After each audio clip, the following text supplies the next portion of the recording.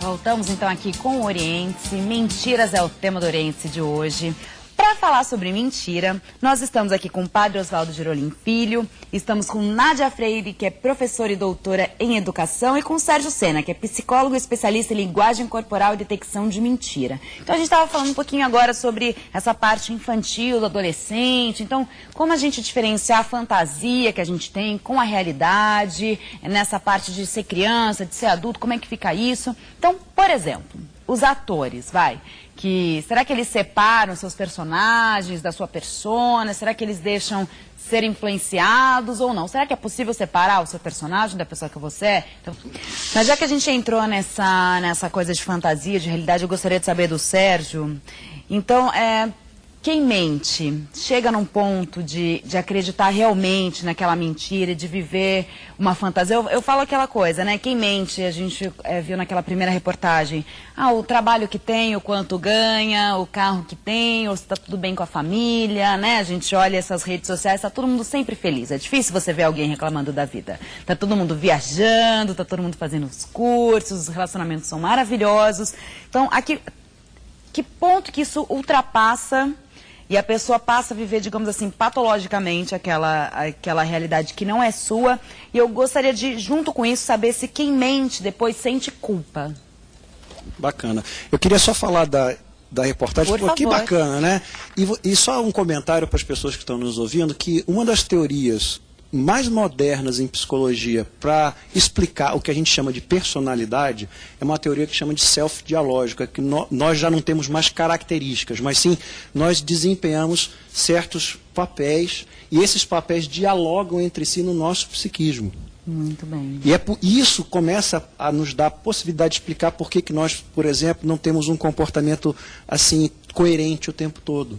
Você fala, por exemplo, então, olha, para minha mãe, então eu sou de um jeito, eu sou comportada do jeito que ela gostaria. Exatamente. Para o meu marido eu sou de outro, porque ele também almeja alguma coisa. No meu trabalho eu tenho um outro comportamento que eu vou me adequar àquele local. Isso é só o resultado de um sistema interno de diálogo entre personagens, você mãe, você mulher trabalhadora, você mulher filha, e esse diálogo, esses personagens todos juntos como se fosse uma peça, conversando entre si, isso acontece conosco, e a partir daí dá um resultado. Esse resultado não é tão simples, assim, precisaria de mais tempo para explicar isso aí, mas é mais ou menos uma peça que acontece no nosso psiquismo e aparece um resultado naquele ambiente que nós estamos inseridos. É por isso que nós somos capazes, então, de apresentar diferentes comportamentos em diferentes ambientes, em diferentes situações, tá? Entendi. A questão da patologia me perguntam muito. Eu vou começar respondendo dizendo o seguinte, lembra que eu falei que uma mentira prepara para outra? Sim. Nada acontece da noite para o dia. No comportamento humano é muito difícil que uma coisa aconteça da noite para o dia. Tá? Então é todo um processo de aprendizagem. Você começa mentindo, você vê os efeitos daquela mentira, você vê a inércia das pessoas. Outra coisa, ninguém aprende sozinho. Nós estamos sempre num contexto. Nós estávamos falando de crianças. As crianças precisam de adultos. Os adultos são guias. Sim. Se o adulto não fizer o papel de guia, a criança vai dar um jeito de se virar sozinha. Ela vai aprender. Se aprende com pares também. Então, uma criança aprende com a outra, um adulto aprende com o outro. Então, a aprendizagem não é uma coisa linear e não é uma coisa solitária. Tá? Então, todo ou seja, aí se criam várias hipóteses da mentira. A patologia, ela surge quando existem alterações da senso-percepção. Você já não tem mais a noção se aquela história que você criou é verdadeira ou não. Existem estudos norte-americanos com pessoas que sofrem de psicose, e uma das características da psicose é você criar histórias. O psicótico que diz que está conversando com Napoleão, ele não tem dúvida nenhuma que Napoleão está na frente dele. E ele está batendo um papo. Sim. Se você colocar numa máquina de ressonância magnética funcional, áreas do cérebro da realidade vão aparecer ali, tá? Então isso é uma questão muito complexa. São alterações realmente na nossa senso-percepção. Então o mentiroso, assim, essa pessoa que conta que está, por exemplo, conversando com Napoleão, ela não é uma mentirosa, ela acredita que Napoleão está na frente dela. Sim. Depois nós podemos falar sobre aquele mentiroso que quer tirar um proveito. Ele é eficiente, aí eu chamo, não é o mentiroso que acredita na mentira, ele é o mentiroso eficiente, ele tem algumas características. Doente, ele não pode ser considerado doente. Não, ele de maneira nenhuma, a não ser aquele camarada, por exemplo, que ele tem uma alteração das suas emoções. As nossas mentiras, tudo que a gente fala, todo o nosso comportamento, ele não é só o que a gente diz, ele não é só o conteúdo. Ele é um complexo de coisas, entre elas as nossas emoções. Então tem pessoas, por exemplo, que têm alterações nesse processo das emoções. Ela não sente, por exemplo, culpa. São sociopatas, por exemplo. Na nossa linguagem, a gente chama de sociopata aquela pessoa, por exemplo, que comete uma barbaridade. Como é que aquele camarada foi possível? Ele matou 4 pessoas, mas ele não matou só. Foi com requinte de crueldade e nós ficamos chocados, mas tem pessoas que executam isso e dizem, não, mas eu matei mesmo. E não sente culpa. E não sente culpa. Mas isso é uma alteração. Sim. Eu diria, inclusive, que isso é uma exceção. Eu vejo as pessoas alarmadas com isso, achando que todo mundo é assim. Isso não é verdade. É uma minoria de pessoas que passam por essa situação. Tanto a psicologia como a psiquiatria têm instrumentos hoje desenvolvidos que podem chegar a identificar e a lidar com essas pessoas. Mas não tem um mentiroso compulsivo? E tem o mentiroso compulsivo. Eu lembro que na escola, agora eu não vou lembrar quem, obviamente, também se eu lembrasse não falaria, mas eu lembro que tinha aquelas pessoas que falavam, que nem o padre falou assim, mas a gente nem acreditava mais, porque a gente sabia que aquilo não tinha acontecido, mas ele não parava, e ele contava realmente a história, a gente falava, olha, mas você não foi, a gente falou com a sua mãe disse que você não foi, não, mas eu fui. Pois é, mas será que no caso concreto, tá? Porque você só tem visibilidade quando você analisa aquela pessoa, o que ela fez, o comportamento dela dentro daquele contexto. Será que ela não está ganhando notoriedade, por exemplo? Essa é uma hipótese. Ah, de chamar atenção. Entendeu? De chamar atenção. Então você tem que ver onde essa mentira ocorreu, porque aí você vai fazer uma análise da funcionalidade daquela mentira. Se você chegar à conclusão que não tem função nenhuma, aí você vai ter que pesquisar outras hipóteses. Mas normalmente o mentiroso, ele quer atingir um resultado. A não ser que ele seja esse mentiroso que realmente está conversando com Napoleão, ele está te dizendo porque ele está vendo Napoleão na frente dele. É um outro caso, é totalmente diferente, tá? Meu nome é Natália e estou me separando do meu marido porque ele mente demais até chegar ao ponto de eu não aguentar.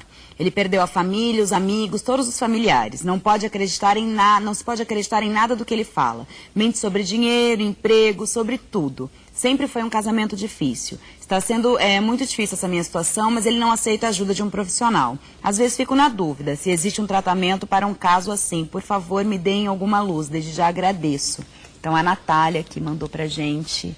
E aí, gente? Era o que eu tava falando, ó, uma pessoa que, mente, não para e todas as pessoas se afastam e ele continua. E aí? Respondendo a Natália, há tratamento sim. Por mais difícil que um caso possa parecer, até porque quando a gente está envolvido a gente perde um pouco E são tantos eventos, é tanta coisa, e são tantas emoções, né? A música, são tantas emoções e às vezes negativas, que a gente perde a esperança. Natália, eu vou te falar uma coisa como psicólogo, não perca a esperança, tá? Se você preza a sua família, se você preza o seu relacionamento, se você preza tudo que você construiu na sua vida, não desista. Não é fácil, mas até esses casos extremos tem sim um encaminhamento. Agora, o mais importante é que a pessoa entenda isso e ela também queira, não há tratamento obrigatório. Então isso é importante que a pessoa seja levada a um processo de que ela também deseje reconstruir todos esses laços que foram quebrados pela mentira. Então, uma vez que a pessoa reconhece, aceita essa ajuda é possível? Sim, esse é um primeiro passo. Porque se você acha que não precisa de ajuda, aí não vai adiantar. Nem começa. Mas como é que é feito esse tratamento? É com psicólogo? É com medicação? Eu não sei. O principal profissional, eu vejo, nesse caso a gente não tem tantas informações, mas o principal, a porta de entrada é o psicólogo. Com certeza. E o psicólogo, um psicólogo habilitado, ele vai saber como dar outros desdobramentos para aquele caso concreto. Tá?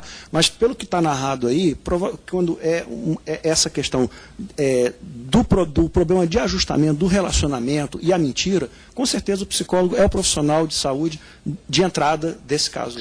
E aí, no caso, vamos pensar assim, o padre, vamos pensar você é um pai de família, vamos pensar você é um amigo, como que a gente vai dizer para uma pessoa dessa que, de certa forma, ela não está conseguindo ouvir, ela não está conseguindo sentir, ela não está conseguindo compreender, e a esposa está em desespero.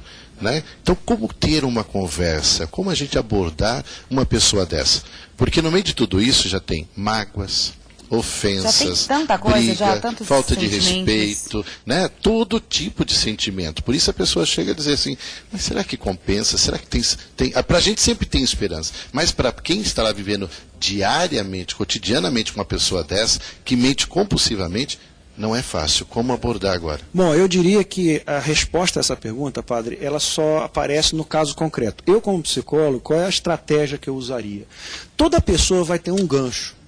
Tem alguma coisa da vida dela que ela quer muito preservar. Às vezes são os filhos, às vezes é o próprio amor da esposa, às vezes é uma história passada. E o psicólogo hábil, ele nas entrevistas, ou seja, no processo terapêutico, ele identifica isso.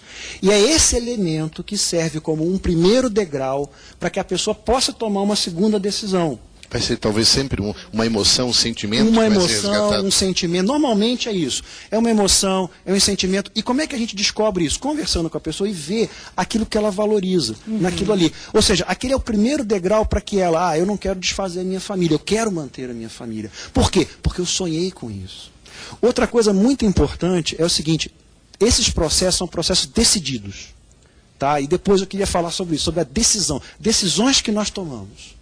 Muito bem, então vamos deixar isso para o próximo bloco. Só que ressaltando também, o João Batista Magalhães, de Itaporanga, no interior de São Paulo, falou que é muito receber o livro da Nádia, que está gostando muito do programa, que está com muita abrangência e profundidade. Então tá bom, a gente continua então no próximo bloco, com mais questões aqui, com um complemento aqui da Nádia, sobre o que ela está achando de tudo isso, dessas perguntinhas que estão chegando, e também do nosso Sérgio, do nosso querido Padre Oswaldo. Então não sai daí que eu volto rapidinho.